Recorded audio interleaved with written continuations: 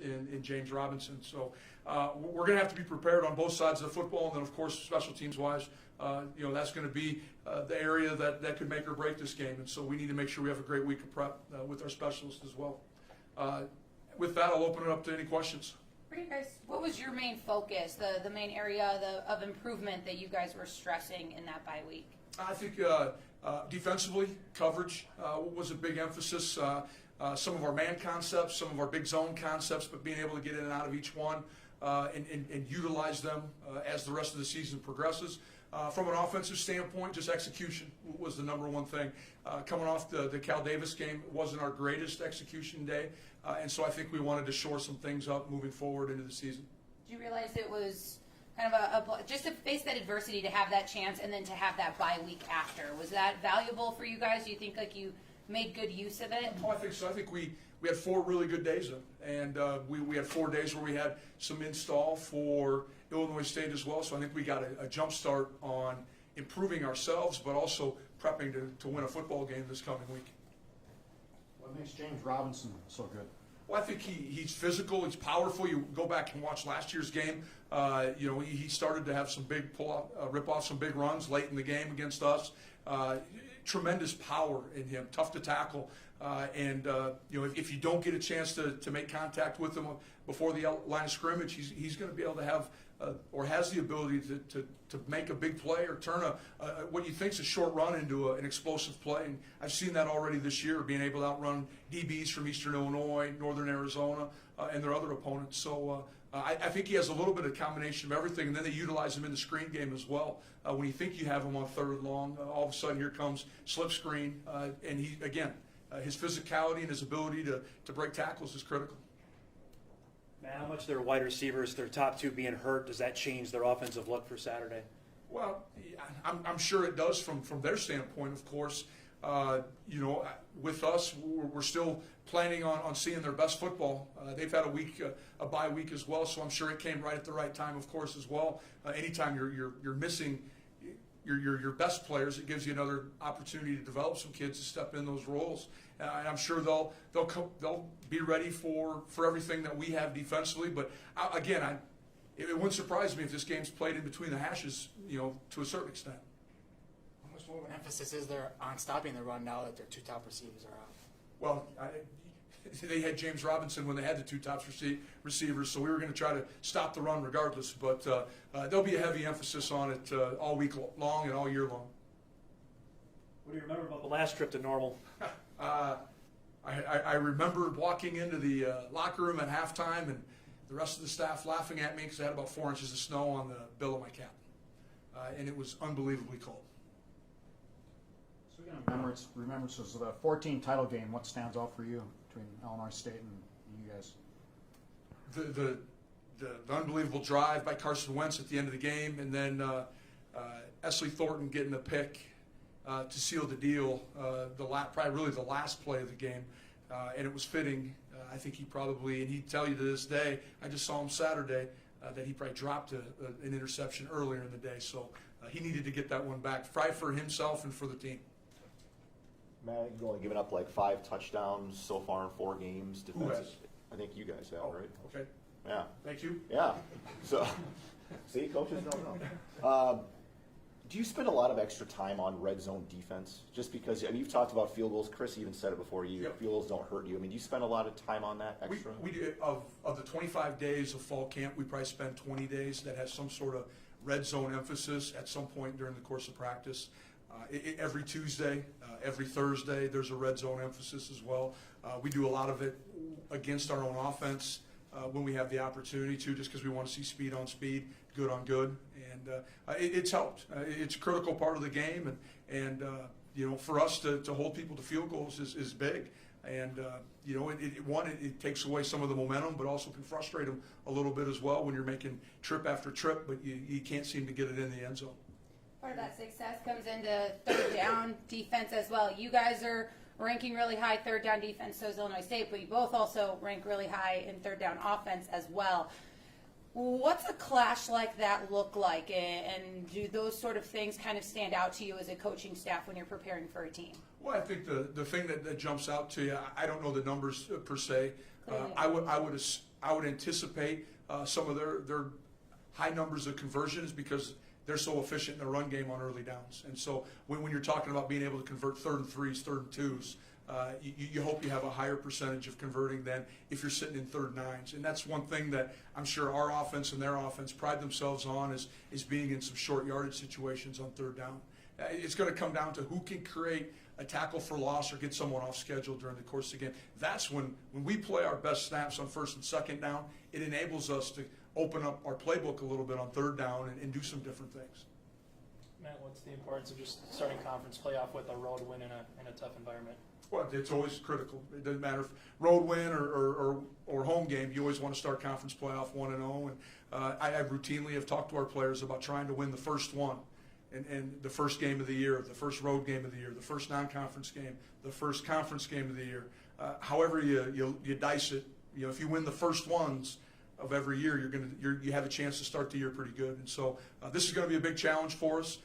Going on the road is always a challenge. It's just a little bit different routine. Our kids have handled it well the first 2 times. With this early start, our game at Delaware probably benefits us a little bit because that was a 1 o'clock start. This is a noon. It won't be a much earlier morning for us, but our meeting routine will be very similar on Friday than it was out in Delaware. Matt, did you guys do anything significantly different than the previous staff in your bye week prep, or was that sort of like the road schedule where it was working fine, so you didn't mess with it? We didn't do much. There was a couple times in years past where we practiced on Saturday. We did not. We just went Monday through Thursday. I knew that the majority of our staff would be leaving Wednesday evening for recruiting purposes, and so Thursday's practice was a head coach coordinator practice, and then the majority of our staff didn't get back into Fargo until later on Saturday. What have you seen out of Brady Davis that's different this year as opposed to when you saw him in Fargo last year? I think one, you can see a year of confidence under his belt. To come out and throw against Northern Arizona and really to throw it around the yard like he did as efficiently, and then some big plays too created by their wide receivers was impressive because that was something that probably was not there as much a year ago. They were more one-dimensional, and so he's added another key thing that you have to take away from is their throw game and their passing game. So he's done a nice job and has limited the turnovers, and that's always critical when you want to win football games. Matt, now that you've looked back at the first 4 games, you personally, have you had a chance to look at Tyler and David and been able to evaluate what you like, what you don't like with them, the coordinators? I did a little bit. I talked to him early last week on Monday. I kind of had 4 or 5 bullet points for each side of the football, things that I think we're doing well, things that I think we need to continue to look at, or questions that I posed to them that I wanted them to find the answer, kind of in a rhetorical sense. I didn't necessarily need an answer right then. I wanted them to go find it and do some research and do some self-scouting to, just to find out if we were giving anything away or what was causing us the greatest issues right now, or what were we being successful with, or what were we not. So it's been good to sit down, and we did the same thing with special teams as well, trying to identify what's been good for us. I'm impressed. I like our returns. Both our punt D and our KOR have done a great job of creating some explosive plays. We need to continue to work extremely hard at our punt team. But again, that's the one special team that'll hurt you the quickest and oftentimes the most. So you open 8-time defending champions. Why is that hard in the league? You've won 8 straight titles. Yep. Why is that difficult? To do what? No, I'm sorry. To win 8 in a row. Well, I think just the quality of our conference speaks for itself. And then you throw in the variables of road games, home games, injuries, staff transition, all those different things. I think it doesn't matter if it's 1 year or not. It's extremely difficult conference to win just once. And I've been fortunate now to be here 5 years and be part of it. Our kids, they know the value of winning the Missouri Valley. And we put a heavy emphasis. It's the number 1 goal that we have on our goal sheets, and that's to be conference championship. So keys for that: depth, talent, what? Of course, depth. Depth's always going to be a key. Trying to stay as healthy as we can. That's why this last week was so critical, maybe in identifying 2 or 3 other players that can help us more. Maybe they've already helped us a little bit, but can they have a greater role on special teams? Is there situations that they can help us on the field that can maybe spare a rep or 2 from one of our main starters or our key starters? Did you Ideals, 2 or 3? I think we have. I think we've come up with some guys, special teams wise, that can continue to help us. Some of them have already been helping us, but just trying to expand their role. If they're on 2 special teams, is there a way we can get them on 4? And maybe back off a James Hendricks reps on special teams or a Marquise Bridges reps on special teams. It was more probably, Jeff, creating it or generating trust with the coaching staff that individuals X, Y, and Z can get it done for us on a Saturday. Can you name them though? Right I think Pete Isaias is one of them right now. He's been traveling with us, been out there on some special teams, has done a great job, has great, excellent speed, has some toughness, and I think we can utilize him on our return teams and our kickoff cover teams. DJ Stewart, back from had a broken hand that took him out of fall camp, missed the first couple games. Another young man that, again, trying to get back into football mode. When you miss fall camp, you miss a lot. And he was behind the gun at receiver already, and then to try to get him, fit into where he can help us on special teams last week was big for him. Just getting back into doing our special teams drills and our one-on-one stuff where he can compete and get out there. And so those are 2 names right there that I think we can utilize quite a. Wanye Tillman, another young guy who is a redshirt freshman for us, a linebacker. Find ways that we can turn him loose on some coverage teams or on a punt D team where he can take some reps off of maybe a Jackson Brown or someone who's on the majority of the teams. It just comes to finding a balance, but at the same time making sure we have the best unit out there on the field at that time. Is Jasir Cox getting close? Getting close. Hopefully find out a little bit more today. Was running last week, was not practicing, was working out with Coach Kramer. Is pretty much full go physically. We just need to start incorporating hopefully back into practice now. With the rest of your status and injuries, Dimitri Williams eligible to play on Saturday? Sure, he's eligible to play. I hope he's ready to play. And it's still one of those things we're still trying to manage the injury, and hopefully we'll have a breakthrough this week because we've had a week off. Brendan Cook is the only one that we had a severe injury with after the last game. He'll miss the rest of the season because of shoulder injury. He does not need to have surgery though, so it will heal on its own. It's just a matter of time now. But otherwise, we should be relatively healthy, and that's a good thing. I've been here before after non-conference seasons where we haven't been this healthy, and so knock on wood that we can continue to maintain that health throughout the rest of the season. How much does it hurt you losing Brendan? He was kind of an up and comer on the D line. It did. It was the second to last play of the game. One of those. The comment I got from Bobby is, "This is the first time I've ever seen this injury," and so it was not one that was. It was extremely atypical injury, and so it's unfortunate.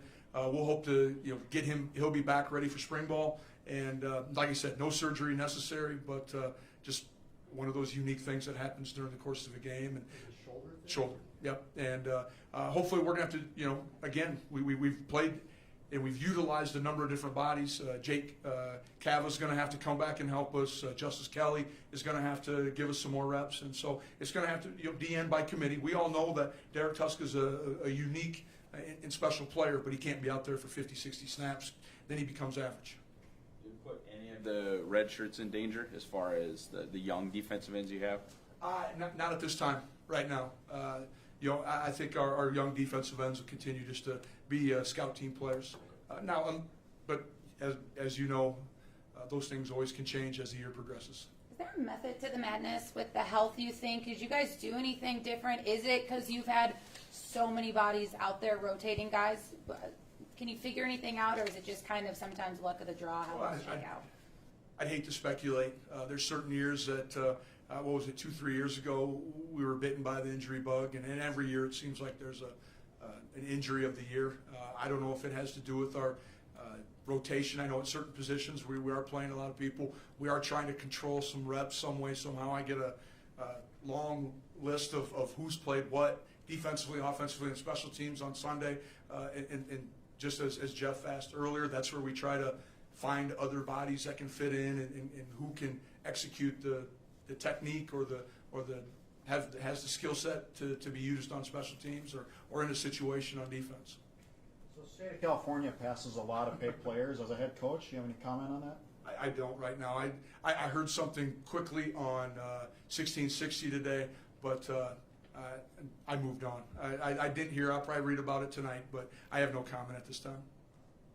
And Illinois is the 4th most populous state on your roster. What has been the key going into You've emphasized Illinois since taking over as head coach. Why is that such an important state to get to? Well, I think there's volume of good football players that are in there. Just because you talk about Chicago, and we really only recruit northwest suburbs and the west suburbs. So just good football. We have a connection there. We've had some history. Ben LeCompte was from there. He opened up some doors to like the Barrington area. We've had some other real good ones come out of that area.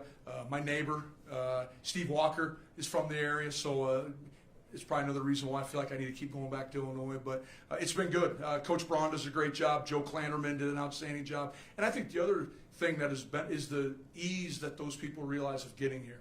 That there is probably multiple flights daily from Fargo to Chicago.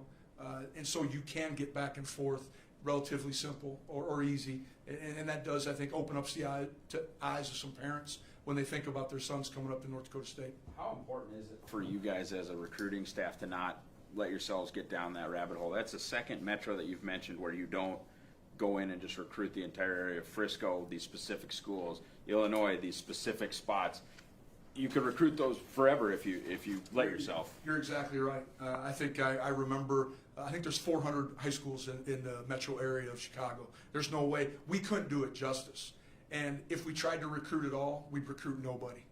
Because you couldn't emphasize on individuals A, B, and C. And so we find an area that fits our system, a conference, a set of schools that kids can transition to Fargo, to NDSU and be successful, and that's where we're going to go and get after it. Now, sometimes we'll hear a name or we'll have a connection to somebody on the south side or in the Catholic League. Well, then we'll utilize that. But we have our 100 schools in that northwest suburban area that we're going to try to make an impact in.